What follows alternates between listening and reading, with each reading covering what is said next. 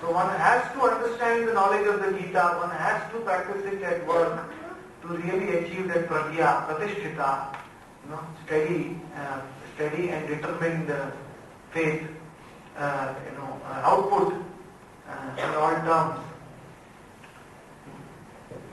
You focus all your material senses, you concentrate them, you focus it on one work. At the same time, you focus all your spiritual faculties and you focus that on God, on the teachings of God. Then the work becomes an offering to God, which is known as yoga. It actually helps us to have communion with God, connection with God. So, yukta asita matparaha. Focus them. Vasehi yasendriyani. They should recite the thoughts and the desire. They should recite in me while doing your action. That is known as Krishna consciousness. Consciousness is very important. When we do some work, consciousness is very important. We may be working hard, but if our consciousness is not done in a proper spiritual perspective, then the soul will never derive satisfaction from our work. So, that should be the principle, that yukta, control all our faculties and focus them on our work and focus them on the soul and God and do it as an offering to God. Then one will always remain focused. Can we go on to the next slide?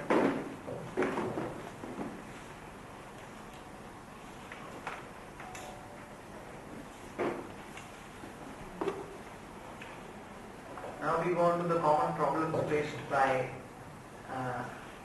people at work as well as spiritual, those who are aspiring for spiritual quest. Bhagavad Gita 2.62 Dhyayato Vishayan Pumsa Sangasteshu Pajayate Sanga Sanjayate Kamaha Kamat Krodho Vijayate. While excessively contemplating the fruits of our actions, a person develops attachment for them, and from such attachment lust develops, and from lust anger and greed arises. Thus lust, anger and greed are the prime enemies at the workplace which spoil all our endeavors. How many of you have experienced this? Can you? So, almost every one of us have experienced that by excessively becoming attached to the fruits and the results of our actions, one ends up in anger. That is why the basic principle of work is to work for work's sake. That is known as Nishkama Karma. Lord Krishna recommends Nishkama Karma in the Gita, that you work, but you understand that don't think that you are entitled to the fruits. The fruits will come, but don't think that, don't meditate on them, excessively contemplate, because everything starts by thinking only. Dhyayato Vishayan Pumsa. The first step for ruin or to failure is Dhyayato, thinking. Excessively thinking. Like I'm working for something, I'm thinking, oh, how much money I'll make, how much I will get in return. We try to count our fruits even before we start the work. So what happens is Vishayan Pumsa Sangasteshu Pajayate. We develop a very strong Sangha. Sangha means attachment. We develop a strong attachment to the fruits even before we start our work. So what happens is that Sangha Sanjayate Kama. There's a particular kind of vicious kind of lust.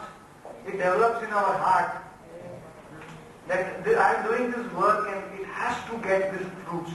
Kama. That is what is kama. This kama is intense desire to achieve something by hook or by crook.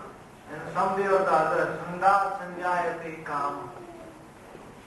And not every time our plans go right. Whose plans go right every time? My God, plans are successful every time.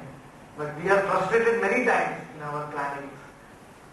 So if we are too much attached, sangha will come in the mind. The attachment is not physical, it is on the mental platform.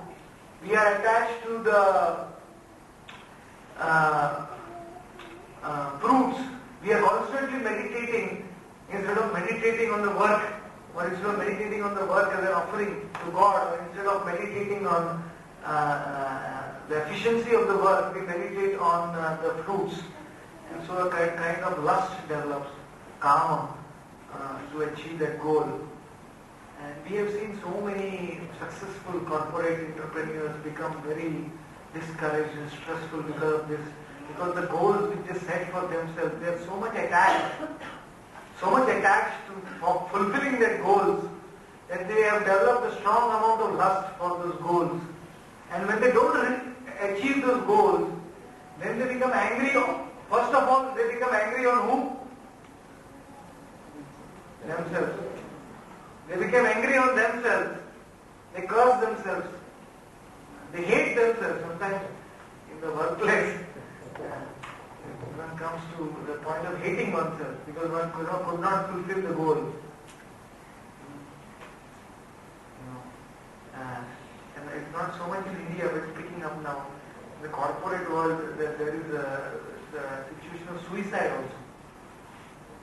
And when one is not successful in one's work, one becomes so hateful towards oneself because one has already become so much attached to the fruits and to the goals that kama krodho vijaya. Some amount of healthy planning for the goal is good. I mean, to have a healthy goal and to aim for it, that is good. But excessive attachment is bad. This is what the Lord is trying. And excessive attachment comes by thinking. So we should nip the thought in the bud. When the thought comes in our mind of excessive attachment, then one should immediately cut it off. Understanding this science of Atma Gyan, knowing that actually though I am working, I am not the doer and I am not going to be the supplier of my results. It actually depends on God. Man proposes and God disposes. It happens like that sometimes. But if we don't, we don't have some higher power to relate to, then we will become very frustrated and angry. And then from the lack of that lust is not satisfied to achieve that goal, then one becomes angry. One becomes angry on oneself, one becomes angry on others, and one will make a hell out of wherever one is living. Have you seen anger? Who has seen anger?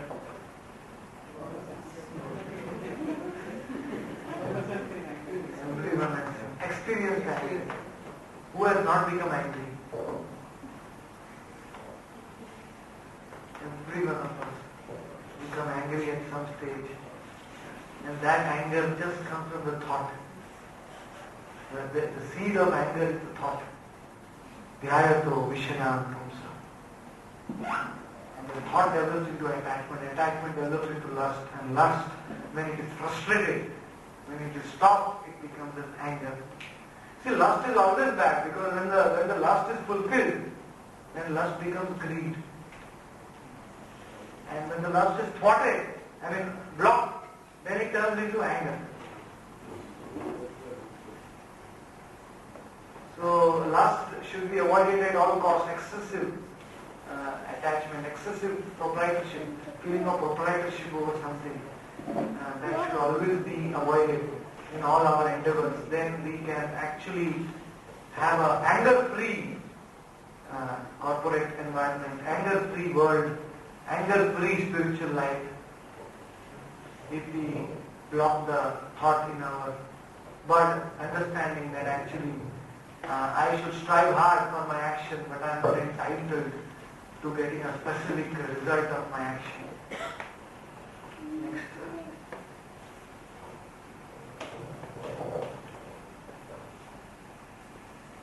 And what is the further consequence of becoming angry? It does not just stop at anger.